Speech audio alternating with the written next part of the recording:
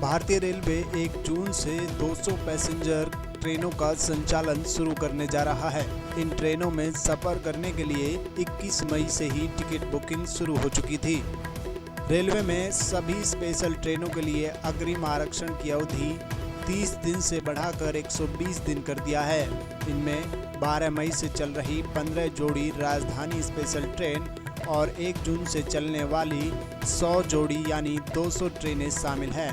Railway के मुताबिक इन सभी 200 ट्रेनों में पार्सल और सामान की बुकिंग की अनुमति होगी।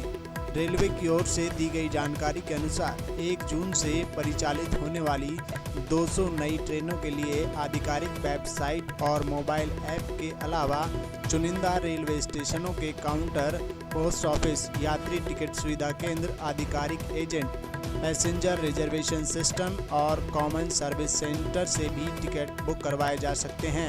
वहीं उत्तर रेलवे ने नई दिल्ली रेलवे स्टेशन से चलने वाली और यहां रुकने वाली ट्रेनों की जानकारी साझा की है। रेलवे ने साफ किया है कि स्टेशन पर थर्मल स्क्रीनिंग के लिए यात्रियों को कम से कम 90 मिनट पहले स्टेशन पहुंचना होगा। बीमार लोगों को यात्रा की अनुमति नहीं होगी। यात्रियों को स्टेशन और ट्रेनों में यात्रा के दौरान सोशल डिस्टेंसिंग का पालन करना होगा। ये जो 200 ट्रेनें चल रही हैं वो हमने ट्रेनें नोटिफाई कर दी हैं और इसमें बुकिंग चल रही है ऑलरेडी। बुकिंग को हम मॉनिटर कर रहे हैं और आपने देखा होगा कि कल हमने एक निर्णय ये भी लिया कि जो एडवांस रिजर्वेशन पीरियड होता है वो हमने नॉर्मल कर दिया है। नॉर्मल कर दिया बिल्कुल, जो नॉर्मल समय में होता था, तो हम धीरे धीरे नॉर्मलसी की तरफ बढ़ रहे हैं। हमने तत्काल सेवा भी, जो लॉकडाउन से पहले जितनी तरह की चीज़ें थी वो हमने सब इस्टेब्लिश कर दी। और दूसरे फेज में एक रिक्वायरमेंट को हम मॉनिटर करते हुए दूसरे फेज में हम और ट्रेनें चलाने का बिल्कुल निर्णय लेंगे। इसमें हम बिल्कुल मॉनिटर कर रहे हैं कि कैसे कैसे रिक्वायरमेंट आ रही है, बुकिंग कैसे हो रही है।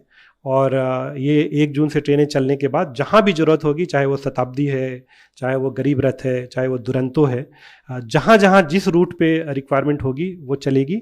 अभी जो हमने 100 ट्रेनें सेलेक्ट की थी वो हमने एक ये ध्यान रखा है कि भारतवर्ष के जो सारे नेटवर्क हैं उसमें इन ट्रेनों की पहुँच हो जाए।